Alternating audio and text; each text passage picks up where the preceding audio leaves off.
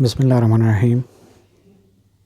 कल हमने बजट के कंपोजिशन के बारे में पढ़ा था। आज हम बजट को फर्दर डिटेल में पढ़ेंगे और जो इसका प्रोसीजर है उसके बारे में मज़ीद बात करेंगे।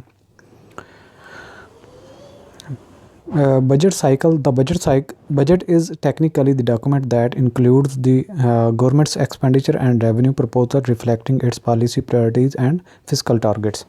कि गवर्नमेंट के टारगेट्स क्या हैं और रेवेन्यू कितने होंगे और एक्सपेंडिचर कितने होंगे, इसके सारे मजमूए को बजट हम कहते हैं। However, the budget document is the culmination of an ongoing budget decision making process। जो बजट एक डॉक्यूमेंट है, ये ऑन गोइंग प्रोसेस है। ये नहीं है कि वंस आपने एक दफ़ा बजट बनाया और काम पूरा हो गया, बल्कि ये गवर्नमेंट का एक रोलिंग बजट होता है जो कि एक दफ़ा कंप्लीट होता है तो दूसरे का सर्कल ऑटोमेटिकली स्टार्ट हो जाता है। End of a country system for managing and assessing it's spending and tax policies के जो गवर्नमेंट है वो कैसे स्पेंड करेगी, रेवेन्यूज़ को कलेक्ट कैसे करेगी, टैक्स की इम्पोजिशन की क्या पॉलिसी होगी उस गवर्नमेंट की, ये सारी की सारी इस बजट में पॉलिसीज़ अडॉप्ट की जाती हैं। Looking at any one aspect of the overall budget system in isolation misses the important interaction between the various parts। कि अगर सिर्फ आप एक ही चीज़ को बजट में देखें तो वो आपको समझ में नहीं आएगी।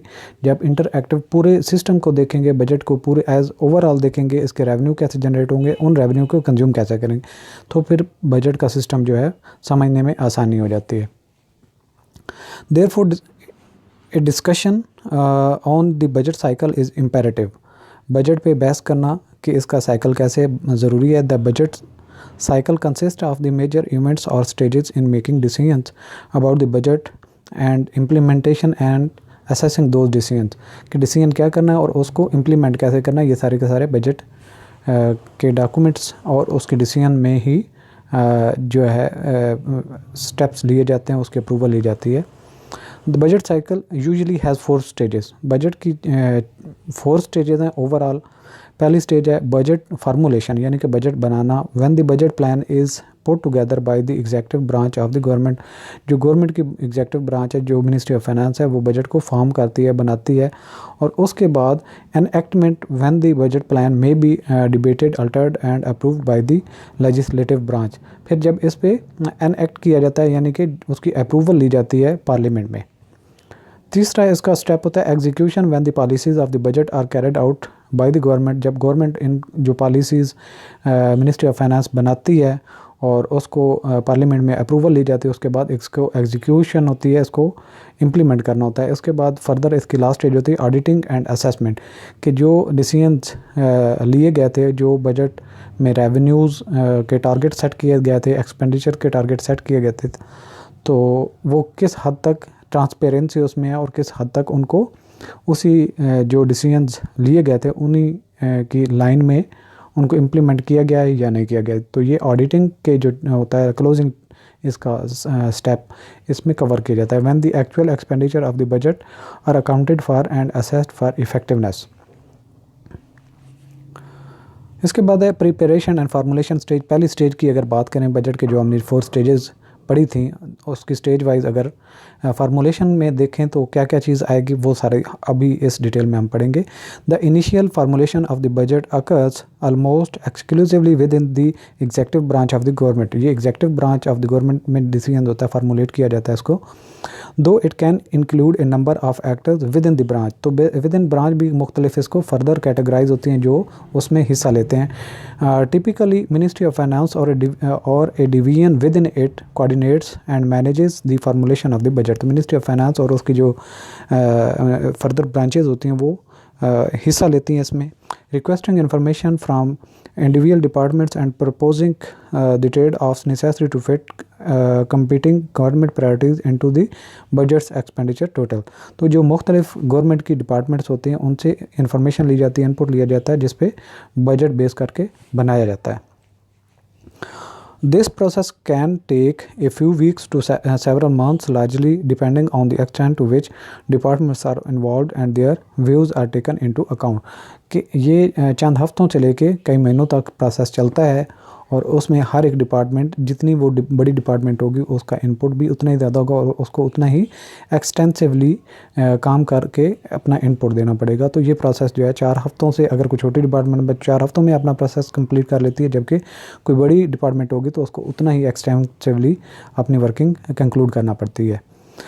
The quantum and size of the budget are largely determined by its projections of key parameters such as economic growth, inflation, or demographic changes, priorities, and gravity of welfare measures that will influence overall revenues and expenditure. तो जो quantum है, जो budget का size है, वो depend करता है कि गवर्नमेंट ने कितनी पॉलिसीज़, कौन कौन से टारगेट सेट किए हैं और उनको कैसे इम्प्लीमेंट करेगा। जितने ज़्यादा टारगेट्स, बड़े टारगेट्स होंगे, उतनी ही एक्सटेंसिवली उनको पॉलिसीज़ भी अडॉप्ट करना पड़ेगी, उनको वर्किंग करना पड़ेगा। The contours of budget also are influenced by consideration of goals। जो गोल्स सेट की जाती हैं वो भी असरअंदाज होती हैं बजट पर, such as maintaining the deficit और debt at a certain level. अगर गवर्नमेंट ये प्लान करे कि हमने डेफिसिट लेवल कहाँ तक मेंटेन करना है या डेट कितना रेज़ करना है, रेजिंग और रिड्यूसिंग टैक्सेस, अगर टैक्सेस की अमाउंट को ज़्यादा करना है या कम करना, और increasing expenditure for certain priorities areas, अगर एक्सपेंडिचर को इंक्रीज़ करना है किसी खास एरिया के लिए, तो ये भी जो है इन्फ्लुएंस करते हैं बजट के साइज़ को और उसकी जो है उसके स्कोप को। In Pakistan budget making as an annual process starts in October. तो ये जो प्रोसेस है अक्टूबर में स्टार्ट होता है each year on the issuance of budget call circular. जो ministry of finance budget call circular issue करती है, तब से ये प्रोसेस स्टार्ट हो जाता है by ministry of finance. BCC is issued to all ministries, divisions, departments of the government. ये सब डिपार्टमेंट को इशू किया जाता है कि अपना अपना इनपुट दें। It explains the procedure for preparation of budget estimate. ये जो है आपका जो बजट कॉल सर्कल है, ये सर्कुलर जब इशू किया जाता है तो उसमें एस्टिमेट्स मांगे जाते हैं। Detail timeline is also given for completion of various stages of the budget. तो बजट के जो हमने मुख्तलिफ 4 स्टेजेस पढ़े हैं, उनको कंप्लीट करने के लिए भी टाइमलाइन दिया जाता है गवर्नमेंट की तरफ से। Besides, there are other committed liabilities of the government such as debt servicing, interest payments। debt servicing का मतलब होता है कि जितना आपने डेट लिया उस पर जितनी आपने कास्ट पे करनी है, और इसके अलावा इंटरेस्ट पेमेंट्स, जो उस पर इंटरेस्ट पे करना है, the payment of amortisation of capital and other expenditure in connection with the raising of loans which have been made on the security of the federal consolidated fund. तो मुख्तलिफ जो हैं आपके हेड्स जो होते हैं वो गवर्नमेंट जो है इनको कंसीडर करने के बाद इनको इंसर्ट करती है अपने बजट प्लान में। These estimates are by then submitted by the estimating authorities to their administrative ministries and divisions, who in turn examine and pass these on to the concerned financial advisors with their recommendations। तो जितनी भी एक ministry की divisions हैं, departments हैं, वो सारा अपना इनपुट भेजती हैं, और उस डिपार्टमेंट का जो हेड होता है वो कंसल्ट करता है फाइनेंशियल एडवाइज़र के साथ, जो कि एक्सपर्ट होता है और मिनिस्ट्री ऑफ फाइनेंस का रेप ही होता है और हर एक मिनिस्ट्री के साथ अटैच किया जाता है। वो उनके साथ कंसल्टेशन करने के बाद अपनी रिकमेंडेशन मिनिस्ट्री ऑफ फाइनेंस को फॉरवर्ड करते हैं।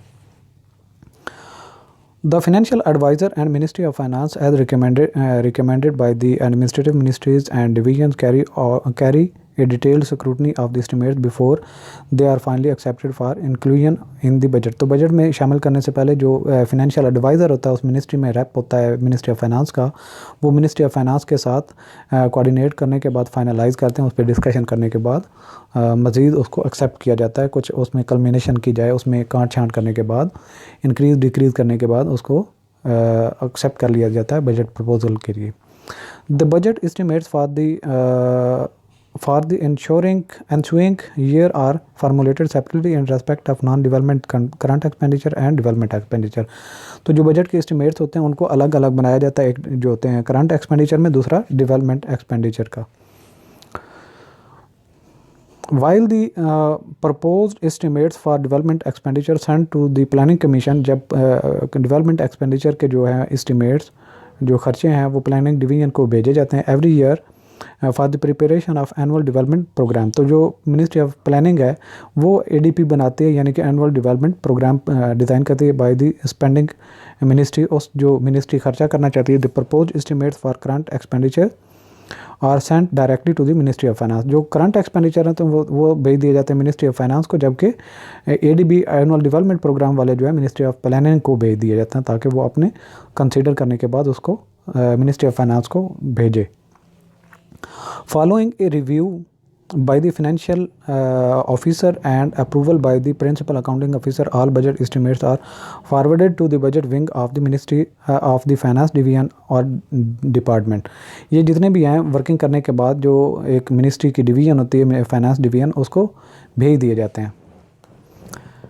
The finance division or department will review and consolidate the estimates to ensure that overall budget policy and objectives have been met after consultation with concerned ministries and departments when required। तो जो ministry of finance की finance division होती है वो consult करती है concern ministries के साथ उसको फाइनल करने के लिए। For the finalization of annual development programs, there is another institution named as Priorities Committee। ये Priorities Committee एक अलग से होती है जो कि प्लानिंग डिवीजन में होती है, which meets regularly in the month of April, जो कि अप्रैल के मंथ में मीटिंग करते हैं। The meeting is chaired by the planning division and attended by all the line ministries and provincial government. तो प्रोविंशियल गवर्नमेंट और मिनिस्ट्रीज़ के जो रेप होते हैं वो इस मीटिंग को अटेंड करते हैं, जिसमें वो अपना इनपुट देते हैं और उस पर फर्दर डिस्कशन या कुछ एक्सप्लेनेशन देना चाहते होते हैं तो वो देते हैं। Projects are evaluated and prioritise for allocation of sources. फिर जो है एडीपी वाले जो एनुअल डेवलपमेंट प्रोग्राम होते हैं उनको इस्टीमेट किए जाते हैं और उनको इवेलुएट करने के बाद उनको रिसर्च से एलोकेट किए जाते हैं। This is followed by the meeting of appropriations committee in the month of May के महीने में अप्रोप्रिएशन जो कमेटी है वो बैठती है। All the line ministries and provinces are again invited to this committee. तो इस कमेटी में भी सारे मिनिस्ट्रीज़ के रैप और प्रोविंशियल गवर्नमेंट के जो रैप होते हैं वो पार्टिसिपेट करते हैं। The meeting is chaired by the finance division. इसमें भी जो चेयर करता है फाइनेंस डिवीजन का पर्सन ही होता है। Sectoral allocations are discussed in this meeting। As a result of these discussions, proposals for sector wise allocations are finalized by finance division। तो इसमें फाइनेंस डिवीजन जो फाइनल करती है कि सेक्टर वाइज किसको कितनी एलोकेशन करनी है और कितने फंड अवेलेबल हैं। In the month of June के महीने में the national economic council NEC meets. The NEC is constitutional forum chaired by the prime minister and with representation from provinces. और NEC जो होती है नेशनल इकोनॉमिक काउंसिल, इसको chair कर रहा होता है प्राइम मिनिस्टर और इसके मुख्तलिफ जो है सूबाई रैप जो हैं वो अपनी नुमाइंदगी करते हैं। It plays the important role of setting economic and budgetary priorities for the country. The federal budget proposal are presented in the meeting. इसमें जो फेडरल बजट है वो प्रेजेंट किया जाता है। The adjective committee of NCE is the ECNEC executive committee of the national economic council. यानी कि इस कमेटी जो है नेशनल इकोनॉमिक काउंसिल, इसकी एक अलग सी कमेटी होती है जिसको एग्जेक्टिव कमेटी कहते हैं, national committee of executive, which meets more frequently under the chairmanship of the finance minister. Finance minister की चेयरमैनशिप में ये ओकेजनली मिलते रहते हैं और डिस्कशन के लिए। It's job is to periodically assess the economy and take decisions in accordance with the economic policy of the government। जो NEC होती है नेशनल इकोनॉमिक काउंसिल, उसका तो चेयरमैन होता है प्राइम मिनिस्टर, जबकि दूसरी जो एग्जेक्टिव कमेटी होती है उसको चेयर कर रहा होता है फाइनेंस मिनिस्टर और वक्तन फ़वक्तन वो मिलते रहते हैं और करंट इकोनॉमिक सिचुएशन पे बहस करते रहते हैं। It plays crucial role in the process of finalisation of annual budget. और इस कमेटी का काम क्या होता है, बहुत अहम रोल होता है बजट को फाइनलाइज करने में। After passing through NEC national economic council के पास होने से the budget finally gets approved in the federal cabinet. फिर ये जो इकोनॉमिक काउंसिल है ये जब पास कर देती है उसके बाद वही बजट जो है काबीना को पेश किया जाता है, नेशनल जो फेडरल काबीना है, before the finance minister presents it to the national assembly for its enactment. तो इससे पहले कि जो फाइनेंस मिनिस्टर है वो पार्लियामेंट में पेश करे या नेशनल असम्बली में उसको पेश करे, उससे पहले फेडरल कैबिनेट जो है उसको अप्रूव करती है। जब अप्रूव कर देती है फाइनेंस मिनिस्टर उसको नेशनल असम्बली में प्रेजेंट करता है, जो जून के महीने में नॉर्मली प्रेजेंट किया जाता है। तो यहाँ से अगली स्टेज जो है एनएक्टमेंट स्टेज वो लागू हो जाती है, जो कानूनी जो उस पर एक्शन होता है उसको अमली जामा पहनाने के लिए वो स्टार्ट हो जाता है phase.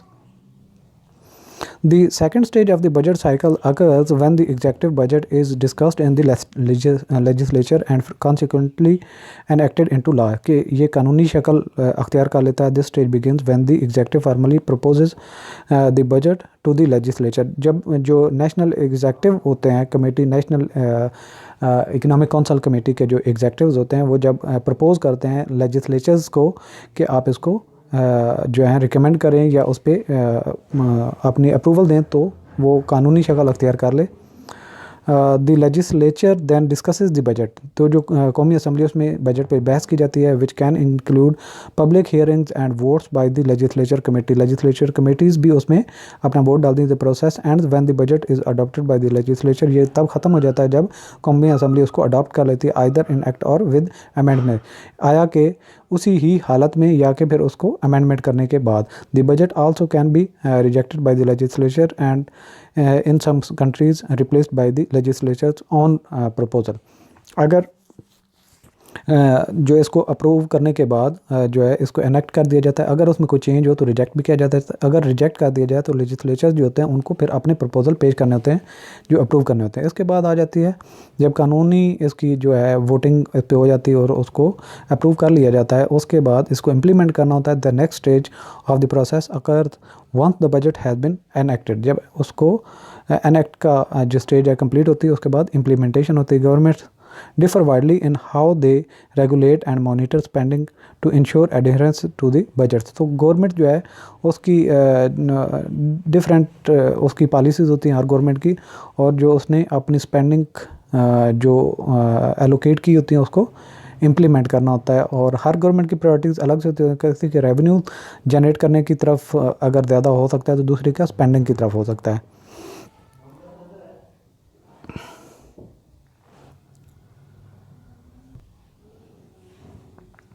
In some cases, the Treasury or Finance Ministry exercises strong central control over spending। कि जो मिनिस्ट्री ऑफ फाइनेंस की ट्रेजरी डिपार्टमेंट है वो कंट्रोल करती है जितनी भी मुख्तलिफ मिनिस्ट्रीज में स्पेंडिंग्स होती हैं, जितने खर्चे होते हैं। रिव्यूइंग एलोकेशन टू डिपार्टमेंट्स की किस डिपार्टमेंट को कितनी एलोकेशन हुई एंड अप्रूविंग मेजर एक्सपेंडिचर, और अप्रूव करते हैं जो बड़े बड़े खर्चे होते हैं। Where departments enjoy more independence treasury, जहाँ पे डिपार्टमेंट्स जो होते हैं जिनको एलोकेट किए होते हैं अगर वो आज़ाद हों या उनकी ऑटोनमस बॉडीज़ हों, तो फिर treasuries will monitor expenditure bye requiring for instant regular reporting by each departments of its spending. तो जो मिनिस्ट्री ऑफ फाइनेंस की ट्रेजरी डिपार्टमेंट है वो उन मुख्तलिफ डिपार्टमेंट से उनकी स्पेंडिंग की रिपोर्ट मांग के कंट्रोल अपना जनरेट कर सकती है। इन प्रैक्टिस नॉर्मली रूटीन में जो होता है, budgets are not always implemented in exact form in which they were approved. कि बजट ऐसे ही इम्प्लीमेंट नहीं कर दिया जाता जैसे अप्रूव किया जाता है, बल्कि funding levels in the budget are not always adhered to and authorized funds are not always spent for the intended purposes. तो जितने फंड उनको अथराइज किए गए होते हैं हर वक्त या हर दफ़ा उतनी स्पेंडिंग करना मुमकिन भी नहीं होता या की भी नहीं जाती। तो इस Deviations can result from conscious policy decisions or in reaction to changing economic condition। जैसे जैसे इकोनॉमिक कंडीशन चेंज होती हैं तो गवर्नमेंट की पॉलिसीज़ भी डिफरेंट हो सकती हैं, तो स्पेंडिंग उस हिसाब से जितनी अप्रूव की गई थी नई भी मुमकिन हो सकती। But concern arise when there are dramatic differences between the allocated and actual budgets. तो मामला तब ख़राब होता है जब एलोकेटेड बजट्स में और जो कंज्यूम किया गया बजट उसमें डिफरेंस हो that can not be justified as a reflecting sound policy.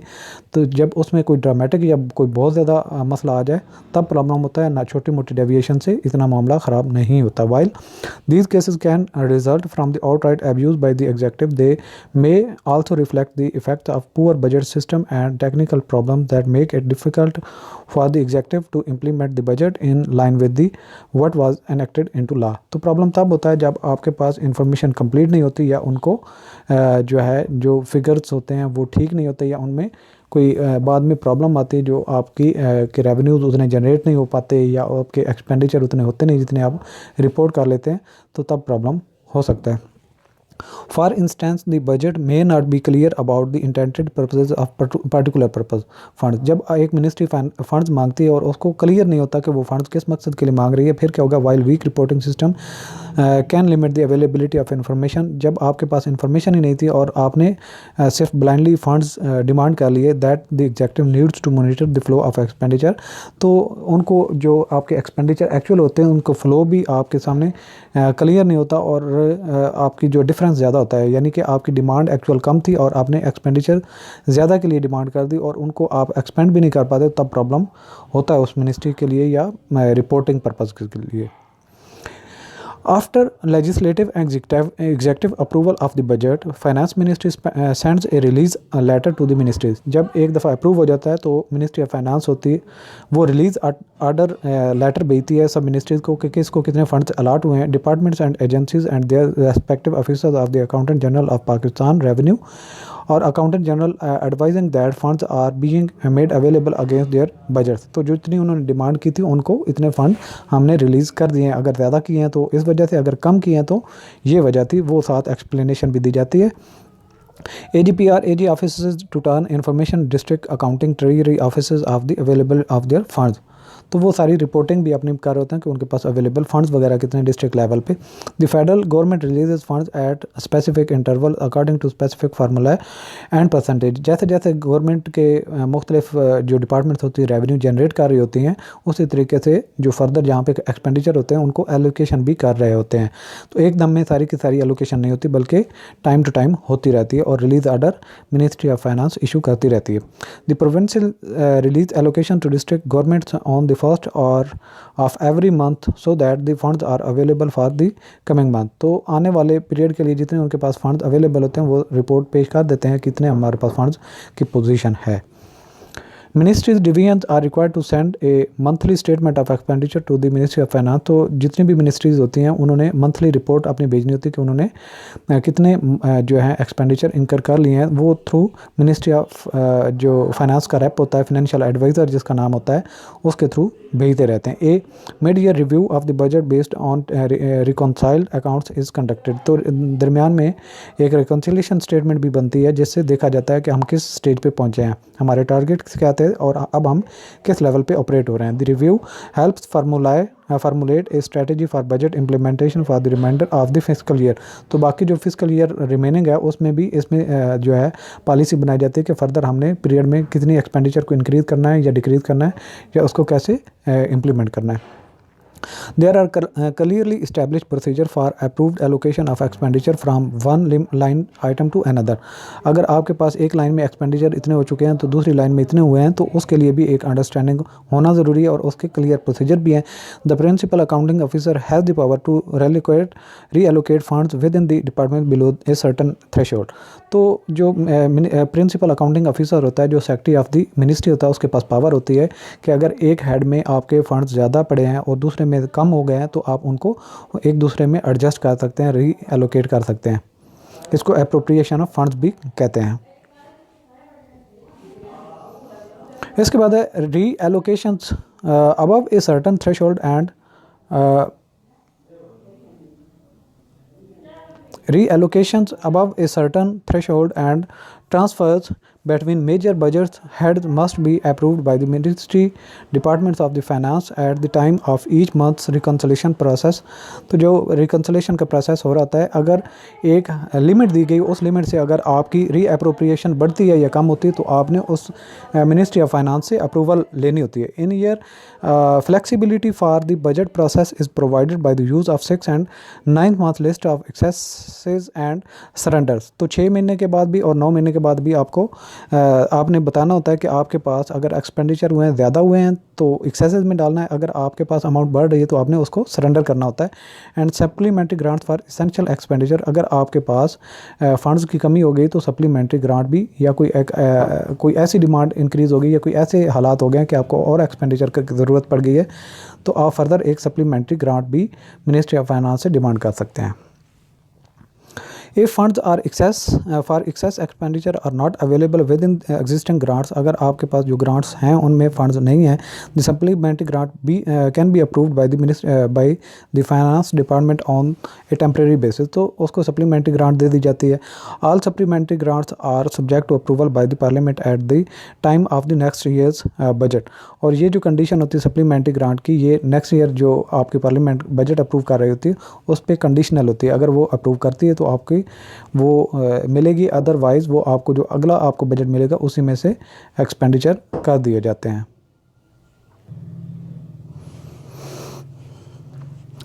The funds are released in installments after the specific clearance of the finance division on a case-to-case basis and subject to resource availability. अगर ministry of finance के पास funds की position clear हो और तब जो है आपको next demand जो है आपके जो अप्रूव हुई होती है वो इंस्टॉलमेंट में दिए जाते हैं. अगर फंड्स की शार्टेज होगी तो जो बहुत ज़रूरी है उसमें फ़ंड इशू कर दिए जाते हैं और जो गैर ज़रूरी होते हैं उनको पेंडिंग में डाल दिया जाता है.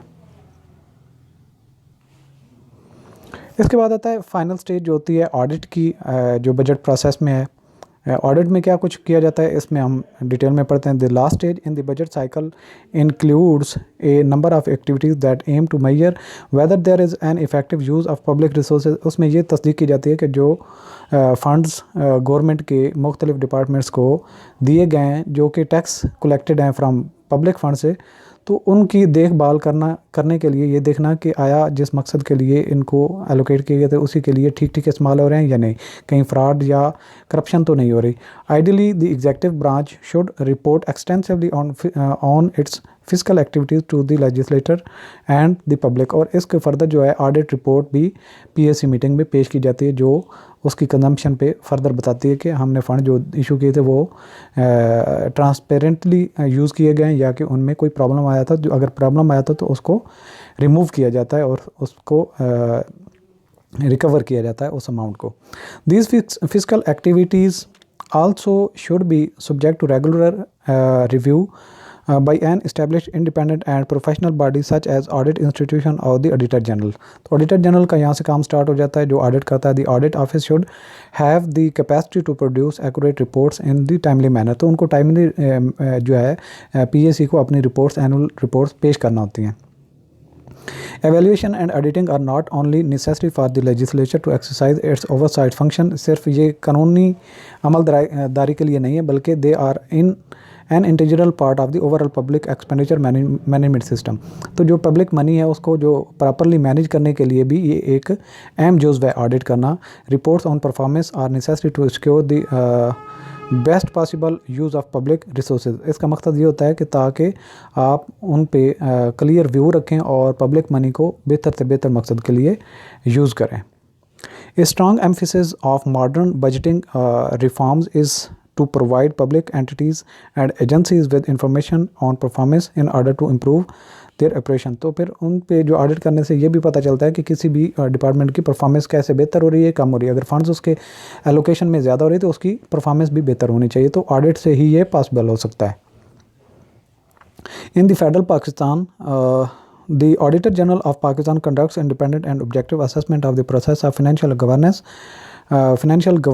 hence the facilitates and legislature oversight of the people's representative on government operation at all levels, national, provincial and district. और हर लेवल पे जो है ये जो ऑडिटर जनरल ऑफ पाकिस्तान है यही ऑडिट इंडिपेंडेंट कंडक्ट करता है मुख्तलिफ डिपार्टमेंट्स का और ये रिपोर्ट करता है कि कौन सी जो है डिपार्टमेंट किस तरीके से चल रही है और उसके एक्सपेंडिचर कैसे कंडक्ट हो रहे हैं और पब्लिक मनी पे जो है ओवर गार्ड करना इनका पर्पज़ होता है. It is a constitutional body यानी कि ऑडिटर जनरल जो है ये कॉन्स्टिट्यूशनल बॉडी है fully mandated to conduct audits on broad ranges of activities such as certification audit. ये कौन कौन से ऑडिट करते हैं ये हमने सेटलमेंट ऑफ ऑडिट ऑब्जेक्शन में भी डिटेल में पढ़ा है. अभी इसीलिए इसको थोड़ा सा मैं स्किप भी करता जा रहा हूँ, तेज़ी से पढ़ता जा रहा हूँ ताकि आपको जो है पिछली चीज़ें भी रिमाइंड तो पहले होंगी और आपके कंसेप्ट भी हैं इसलिए ज़्यादा डिटेल में आप बताना ज़रूरी नहीं.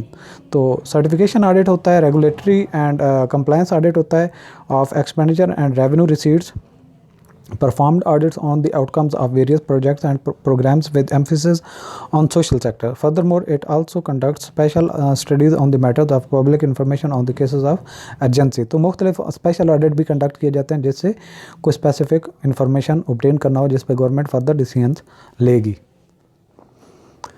The audit reports are placed before the Assembly, and the Public Accounts Committee carries out deliberation on the reports. The committee, in accordance with the nature of each case, decides on to hold the official accountable for audit findings and may even order action including administrative or criminal action against officials. Audit के दौरान अगर कोई चीज़ माल practices वगैरह found होती हैं, deviation होती हैं, तो फिर जो रिस्पॉन्सिबल है उसके खिलाफ एक्शन भी किया जाता है. डिपेंड करता है कि वो किस तरह का केस था, उस हिसाब से उस नौयत का उसके खिलाफ एक्शन लिया जाता है.